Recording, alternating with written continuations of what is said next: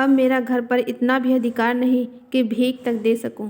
माना कि भीख इतनी नहीं दी जाती, लेकिन इसको तो चुप रहना चाहिए था, चाहे मैं घर में आग ही क्यों ना लगा दूं। कानून से भी तो मेरा कुछ हक होता है। मैं अपना हिस्सा नहीं खाता, दूसरों को खिला देता हूँ। इसमें किसी के बाप का क्या सजा। अब इस वक्त मनाने आई है। इसे मैंने कभी फूल की छड़ी से भी नहीं छुआ। नहीं तो गांव में ऐसी कौन सी औरत है जिसे उसके पति ने लात घूंसे ना मारे हों। कभी कड़ी निगाह से देखा तक नहीं। रुपए पैसे लेन देन सब इसी के हाथ में दे रखा है। अब रुपए जमा कर लिए तो मुझे ही घमंडी कहती है। अब इसे बेटे प्यारे हैं, मैं तो निखट्टू लुटाऊ घर फूंक घोंगा हूँ। मेरी इसे क्या परवाह। तब लड़के ना थे जब बीमार पड़ी थी और मैं गोद में उठाकर इसे वैद्य के घर ले गया था। आज इसके बेटे हैं और यह उनकी माँ है। मैं तो बाहर का आदमी हूँ, मुझसे घर से क्या मतलब ही क्या। बोला, मैं अब खा पीकर क्या करूँगा। हल जोतने से रहा, फावड़ा चलाने से रहा, मुझे खिलाकर दाने को क्या खराब करोगी। रख दो, बेटे दूसरी बार खा लेंगे। बुला के, तुम तो जरा जरा सी बात पर तिनक जाते हो। सच कहा है, बुढ़ापे में आदमी की बुद्धि मारी जाती है।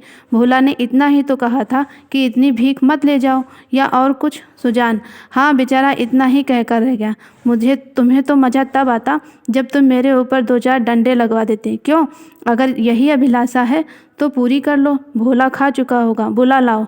नहीं तो नहीं, भोला को क्यों बुलाती हो, तुम ही जमा दो दो चार हाथ। इतनी कसर है, वह भी पूरी हो जाए। बुला की, हाँ और क्या, यही तो नारी का धर्म है। अपने भाग सराहो जो मुझ जैसी सीधी सादी औरत पाली। जिस बल चाहते हो बिठाते हो। ऐसी मुँह जोर होती तो तुम्हारे घर में एक दिन भी निभाना होता। सुजान, हाँ भाई, वह तो मैं ही हूँ, वह तो मैं ही कह रहा हूँ। तुम तो देवी हो और मैं ठहरा राक्षस और दैत्य। बेटे कमाऊ हैं, उनकी सी ना कहोगी। मैं तो क्या मेरी सी कहोगी।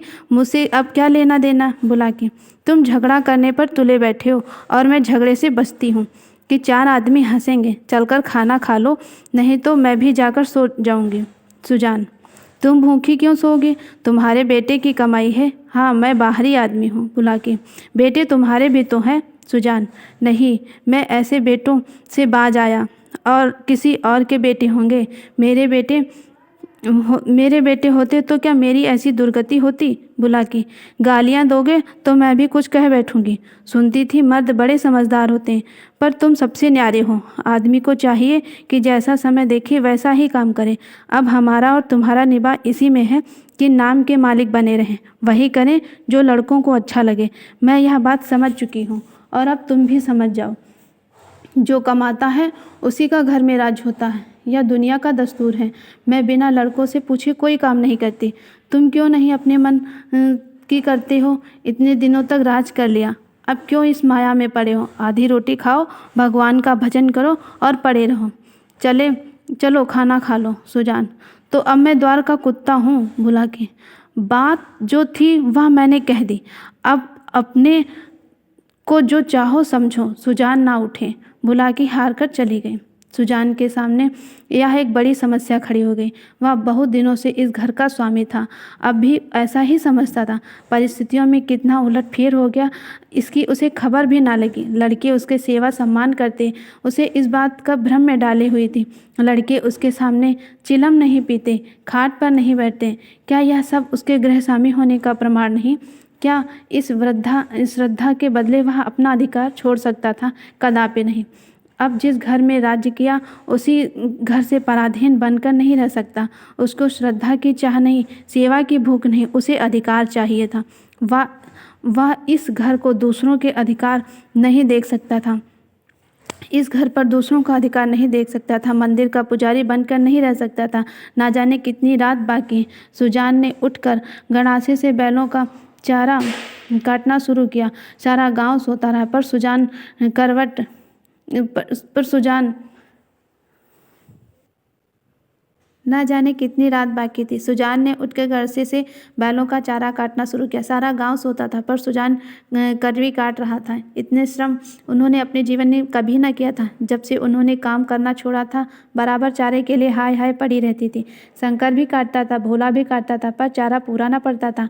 आज वह इन लौंडों को दिखा देंगे चारा कैसे काटना चाहिए।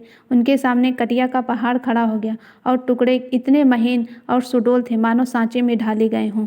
मुंह अंधेरे बुला के उठ गई तो कटिया का ढेर देखकर दंग रह गई। बोली, क्या भोला आज रात भर कटिया ही काटता रह गया?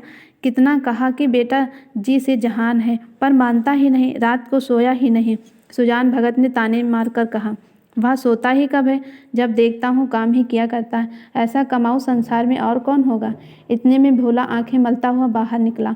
उसे भी यह ढेर देखकर आश्चर्य हुआ। वह बोला, क्या शंकर आज बड़ी रात को उठा था अम्मा? बुला के। वह तो पड़ा सो रहा है, मैंने तो समझा तुमने काटी होगी।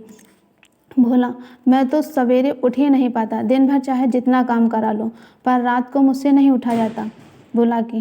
तो क्या तुम्हारे दादा ने काटे? भोला, हाँ मालूम तो होता है, रात भर सोए नहीं, मुझसे कल बड़ी भूल हुई। अरे वह तो हल लेकर जा रहे हैं, जान देने पर उतारू हो गए हैं क्या? बुला के। क्रोध तो सदा के ही हैं, क्रोधी तो सदा के हैं, पर किसी के सुनेंगे थोड़ी ही। भोला, शंकर को जगा दो, मैं भी जल्दी जल्दी मुँह हाथ धोकर हल लेकर जाऊं। जब और किसानों के साथ भोला हल लेकर खेत में पहुंचा तो सुजान आधा खेत जोत चुका था। भोला ने चुपके से काम करना शुरू कर दिया। सुजान से कुछ बोलने की उसकी हिम्मत ना पड़ी। दोपहर हुआ, सभी किसानों ने हल छोड़ दिया, पर सुजान भगत अपने काम में मगन थे। भोला थक गया। उसकी बार बार इच्छा होती कि बैलों को खोल दो, मगर डर के मारे कुछ कह नहीं सकता। उसको आश्चर्य हो रहा था कि दादा कैसे इतनी मेहनत कर रहे हैं। आखिर डरते डरते बोला, दादा अब तो दोपहर हो गया है, हम खोल दें बैल? सुजान, हाँ खोल दो, तुम बैलों को लेकर चलो, मैं डंड फेंक कर आता हूँ। भोला, मैं सांझ को डंड फेंक दूंगा। सुजान, तुम क्या फेंक दोगे? देखते नहीं खेत कटोरे की तरह गहरा हो गया है, तभी तो बीच में पानी जम जाता है। इस गुड़ाई से खेत में 20 मन का बीघा होता है। तुम लोगों ने इसका सत्यानाश कर दिया। बैल खोल दिए गए। भोला बैल को लेकर घर चला गया, पर सुजान डंड फेंकता रहा। आधा घंटे के बाद डंड फेंक